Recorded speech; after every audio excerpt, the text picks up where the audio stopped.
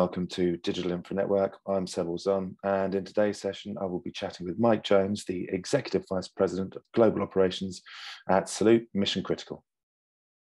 So, welcome, Mike. How are you doing today? Good. Good to see you again, Seb. Yeah, good to see you. Thanks for joining us on this session today. Just for our audience, could you give us a little bit of a background as to your role and what you do with Salute? Sure. So I've been at Salute just over a year. I actually run global operations. So we're in 12 different countries, servicing colos, REITs, hyperscalers, and certainly getting into the edge space. And we'll talk about that a little bit later. But thoroughly enjoying my role. I come from a large global commercial real estate company prior to joining Salute. I'm excited to be here, and I'm excited to be here talking to you today. Yeah, good to have you here today. So, big question to start off with then. What is the future of data center operations?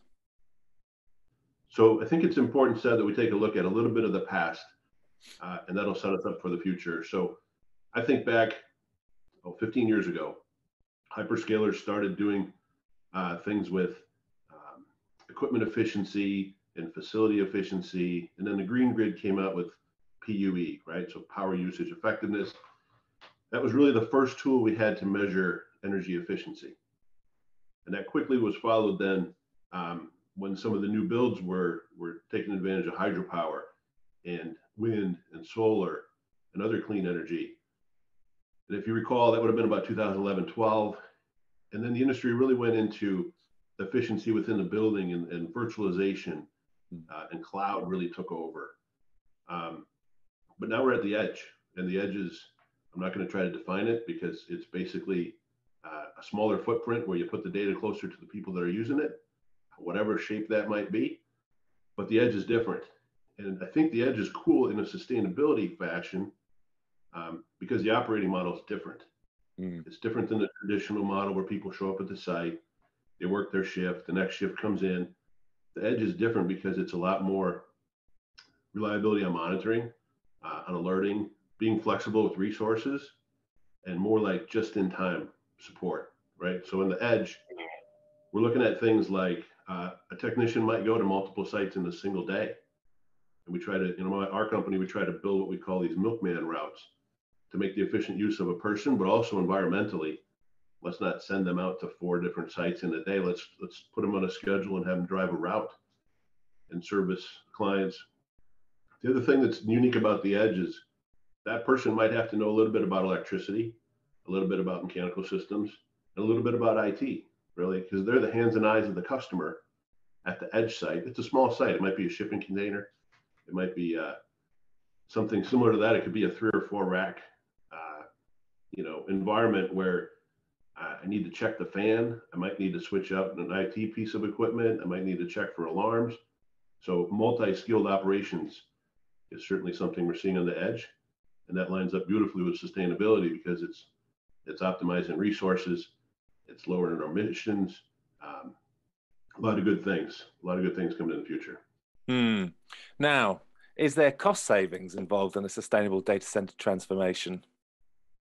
Oh, for sure. Let's look at people costs.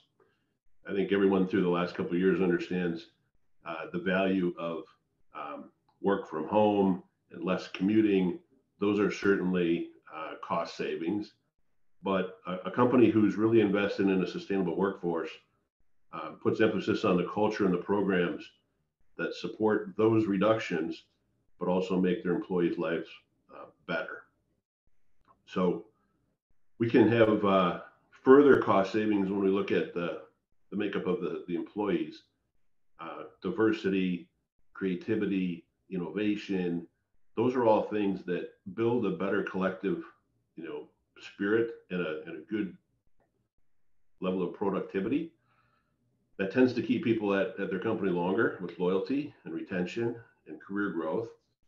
And that would in turn reduce our human resource cost. So we're saving on that front.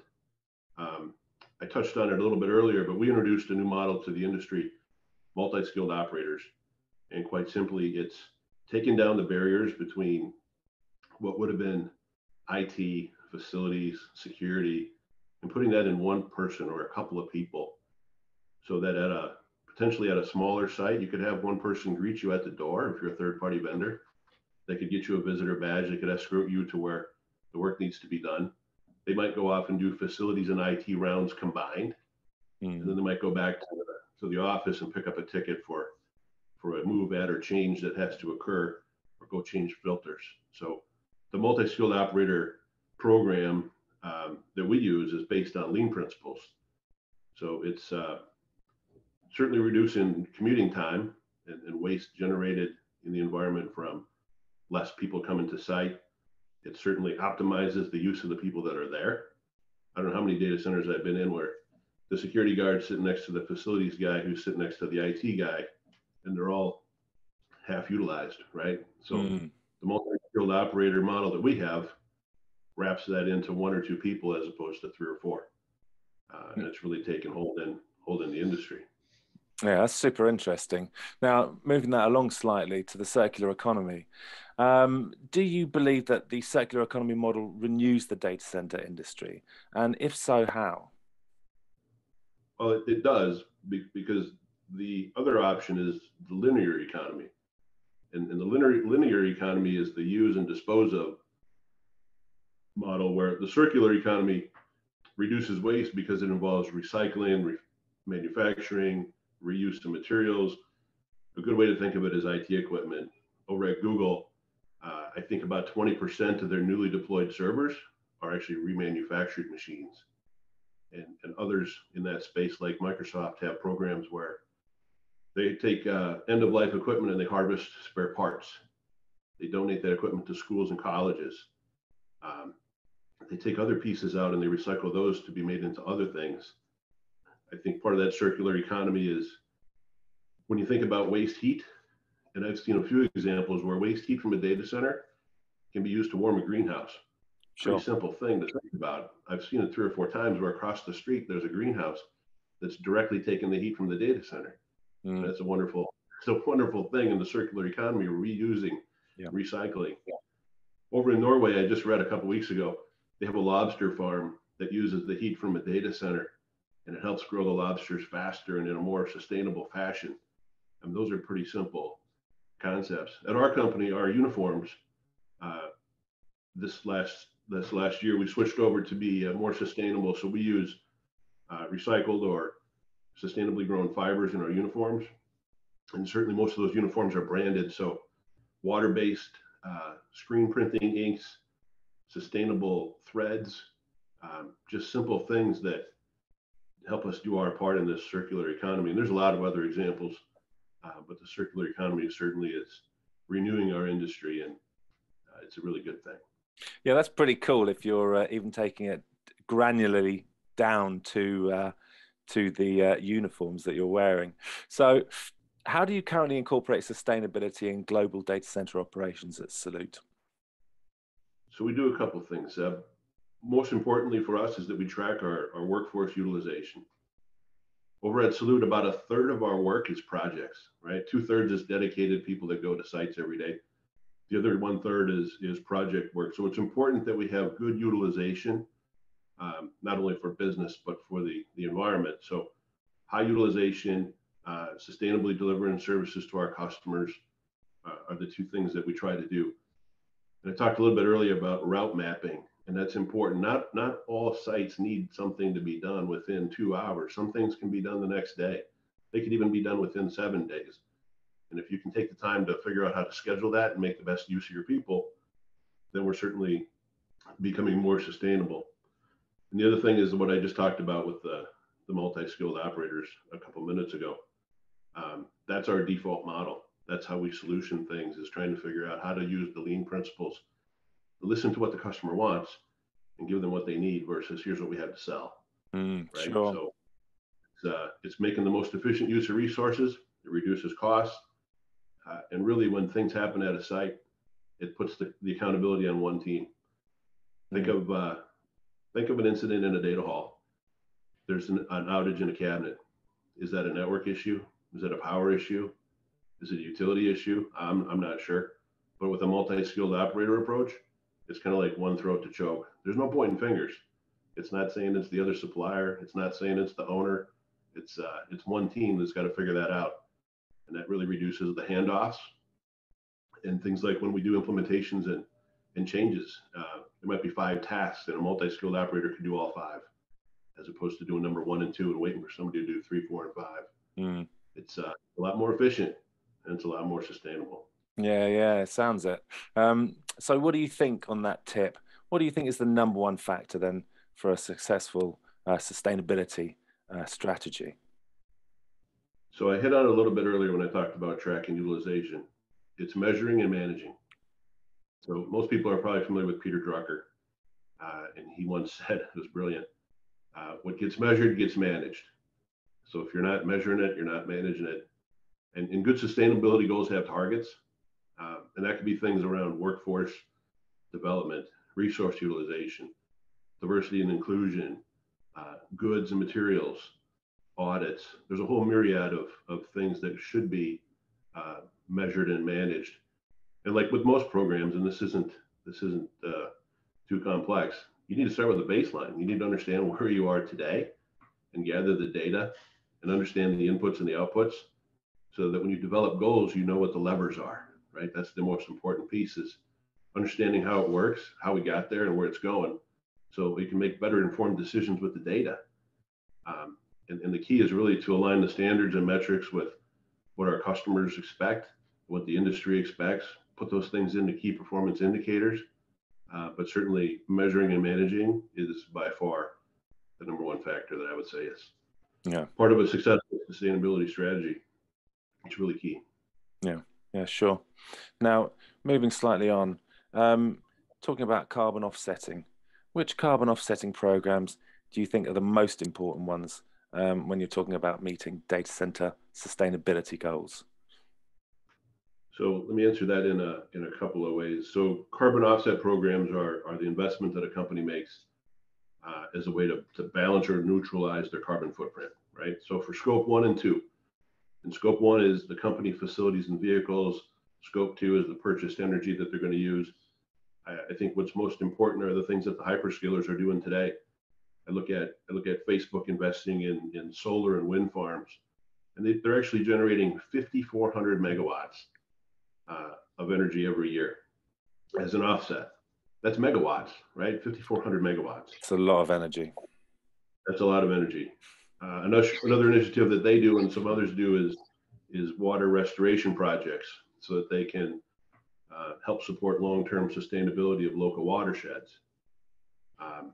Over at Google, it's a little different there. They capture methane from landfills, methane from agricultural sites, and they burn that. And burning that creates energy, and burning that creates heat. And it's a lot more of a sustainable practice than to let the environment degrade that material on its own. Scope 3 is the other piece. So scope 3 is everything else. Goods, waste, employee travel, commuting, things like that, the more common day-to-day things. And I think those are tied directly back to the circular economy principles we talked about, with equipment recycling, remanufacturing, better use of people for commuting, looking at your uniforms, looking at the things you buy, and thinking about where they come from and how they're going to be used when you're done with them. So I think those are certainly key to carbon offset programs. Now, you touched on this a little bit earlier on, but how are thermal and renewable energy solutions being utilized in critical infrastructure? How do you see that?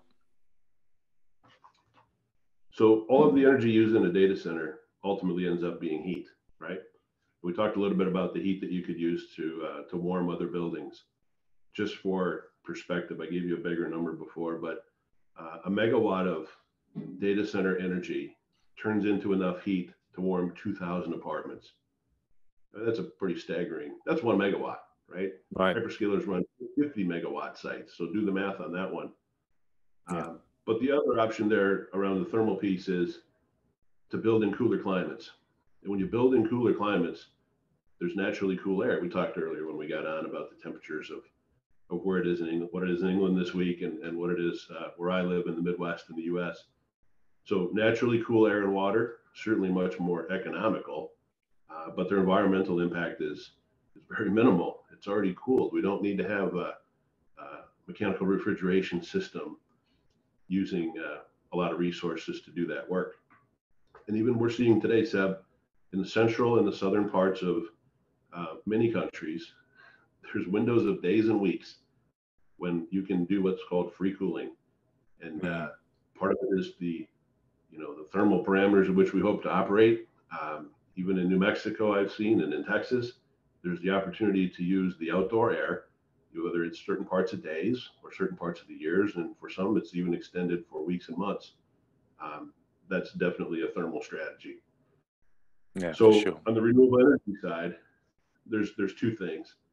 So renewable energy certificates, that's one, and that is a certificate that you can buy. It's a commodity, and what that does is it certifies that the purchaser owns a number of units of electricity from a renewable resource, right? So you buy your ticket, right? The other one, which has really gained a lot of traction lately, is power purchase agreements, where you're actually buying a long-term contract for electricity from a renewable energy generator. So you're actually buying it versus trying to offset it. And the hyperscalers have been doing this for 5 or 6 years. And even last year in 21, the PPA is called, has increased 24% from 2020. So it's taken off probably 5 or 6 years ago, and it's certainly increasing in popularity. Now, the combination of those two is when you can truly say that you are 100% renewable energy company. Now, to round us off, Mike, it's a bit of a broad question, but what do you see the benefits? What are the big benefits as you see them of renewable energy use in data centers? Well, first and foremost, we're not going to run out. It's a simple concept. The wind is blowing, the sun is shining, the waves are crashing. So whenever we use renewable energy like a solar farm, the sun will come up again tomorrow. And when we use wind, where I live, there are a number of wind turbines, and they might not be spinning fast today, but they'll pick up speed tomorrow. And we use that, and it's renewable almost instantaneously. It's natural, right? Same thing is true with hydro and tidal waves. They come back. They're repeat producers. So we're not going to run out. That's a huge benefit. They're reliable. Those types of energy producers take a lot less mechanical and moving parts equipment than others. So they have a tendency to fail less, right? And they're certainly more reliable in ways we might think of politically and around territorial claims and the way that markets operate. The wind is still blowing. Doesn't matter what's happening, right? The sun is still shining. So they're definitely environmentally friendly, and they're easier to maintain. Like I talked about earlier, a little bit less on the parts and combustible materials. They're pretty simple. We capture the rays of the sun. We capture the energy from the waves, and this windmill is going to spin whenever the wind blows. So those are definitely huge benefits. And I think probably the number one is it's not going away. It's definitely repeatable, and we're not gonna run out of sunshine. Yeah, for sure. For sure. That's a really nice note to end on, Mike. Listen, thank you so much for your time today. It's been really good to have you on this session, and I hope we can catch up again before too long. Mike Jones, Salute Mission Critical, thank you so much for your time today. Thank you, Seb. I enjoyed it.